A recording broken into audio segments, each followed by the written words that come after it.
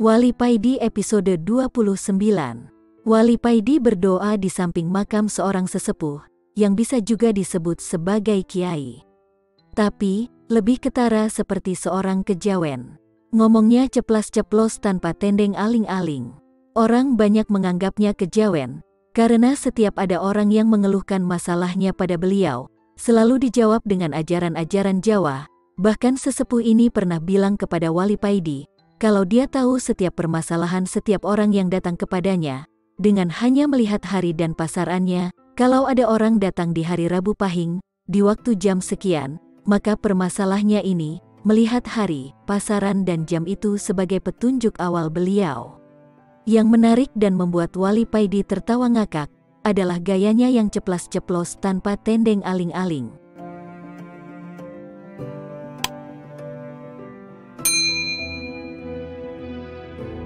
Wali Paidi teringat di waktu Wali Paidi sowan kepada beliau kala itu, sewaktu Wali Paidi duduk dan ngobrol santai dengan beliau. Datanglah seorang santri Torikoh sowan kepada beliau. Perasaan Wali Paidi jadi gak enak melihat kedatangan santri ini, karena Wali Paidi yakin, kalau sesepuh akan menghabisinya dengan komentarnya yang ceplas-ceplos, dan gurauannya yang menyerempet bahaya. "Ada apa?" tanya sesepuh. "Begini mbah, saya ini minta petunjuk, bagaimana cara menjadi salik, pelaku torikoh, yang baik, sehingga cepat mencapai jalan menuju Allah dan makrifat kepadanya," kata santri. "Torikoh itu kacangan," ledek sesepuh itu. Wali Paidi yang mendengar itu langsung tertawa ngakak, lalu sesepuh melanjutkan perkataannya. "Orang torikoh itu orang yang tidak tahu, sehingga butuh jalan sebagai petunjuk." Santri Torikoh ini kebingungan mendengar jawaban sesepuh ini. Sesepuh memandang santri Torikoh ini dengan tatapan tajam, dan sesepuh berkata lagi dengan pedasnya, "Opo matamu picek, Gusti Allah itu lebih dekat dari urat nadimu, sudah dekat sekali kepadamu, terus mengapa kamu malah ngalor ngidul menyusuri jalan, berjalan ke sana kemari mencari Allah, ya tambah jauh jadinya. Maka dari itu, saya minta petunjuk pada Simbah, supaya hati saya bisa hudur ilallah," kata santri dengan agak takut. "Terus kalau kamu bisa hudur kepada Allah, bisa menghadap Allah, kamu mau bilang apa kepada Allah? Mau sambat, pingin sugih, pingin tamumu banyak," kata sesepuh. Santri ini hanya garuk-garuk kepala semakin kebingungan. Wali Paidi mulai tadi hanya bisa tertawa melihat itu semua. "Lihatlah dia," kata sesepuh kepada santri sambil menunjuk Wali Paidi. "Dia itu orang torikoh seperti kamu, diangkat jadi wali bukan karena torikohnya, tapi karena mengganti gurunya yang sudah mati.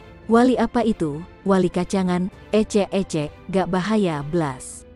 Wali Paidi tertawa terpingkal-pingkal mendengar ledekan sesepuh kepadanya, dan dengan masih tertawa, Wali Paidi berkata mencoba membalas kepada sesepuh.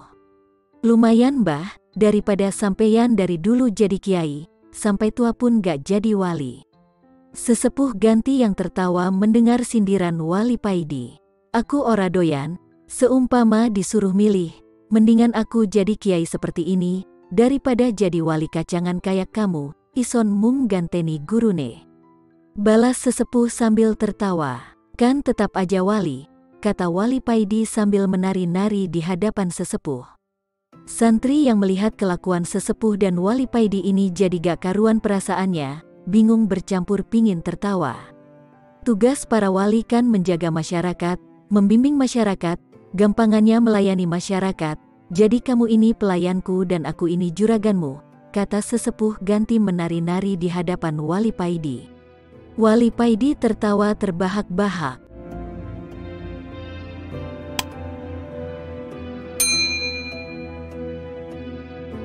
Wali Paidi tersenyum sendiri kalau mengingat peristiwa itu, sambil melihat pusara makamnya. Wali Paidi berkata di hatinya, "Bisa jadi beliau ini wali yang derajatnya tinggi sehingga aku tidak mengetahui kewaliannya, atau Allah punya pasukan khusus yang terdiri bukan dari kalangan wali, tapi kedudukannya di atas para wali. Memang betul apa kata sesepuh, aku ini memang kacangan."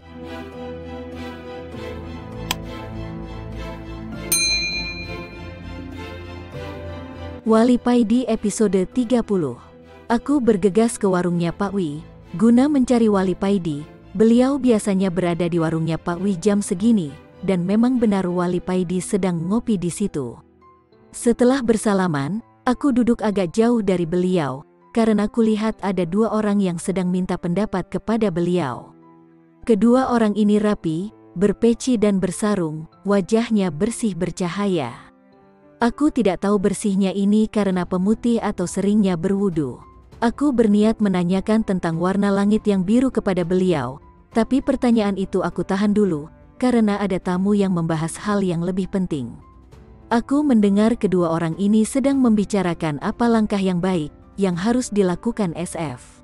Rupanya kedua orang ini pengurus SF, yayasan sebuah thorikoh di Jawa Timur. Pengurus SF ini bercerita kepada Wali Paidi, kendala-kendala yang dihadapi selama ini.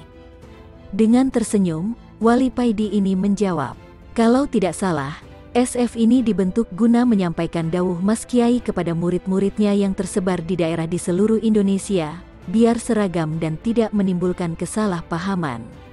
Wali Paidi menghisap rokoknya lalu berkata lagi, tapi kenyataannya, malah SF ini menimbulkan permasalahan baru, bukan karena SF-nya, tapi karena yang menjalankannya.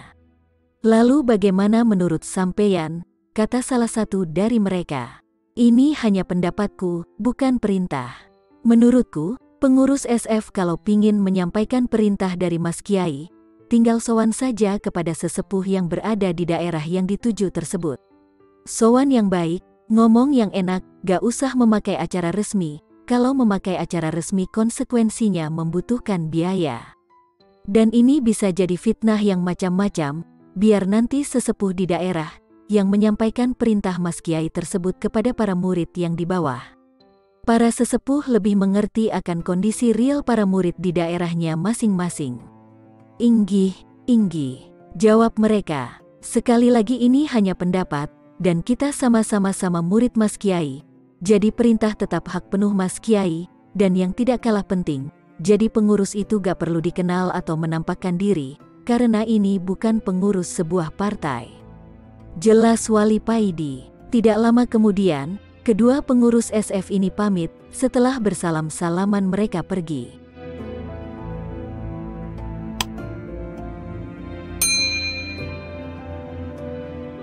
Aku lalu mendekati Wali Paidi. Sebelum aku bertanya Wali Paidi ini sudah tertawa. Opo wernon langit tah? Kata beliau kepadaku, iya mas. Jawabku sambil nyengir, warnanya langit, tuh macam-macam, ketujuh langit punya warna sendiri-sendiri, dan terbuat dari bahan berbeda, kata Wali Paidi. Tapi kok terlihat biru mas? Tanyaku, apa yang kamu lihat berwarna biru itu bukan langit, tapi hawa udara, warna birunya itu pantulan dari warna biru lautan.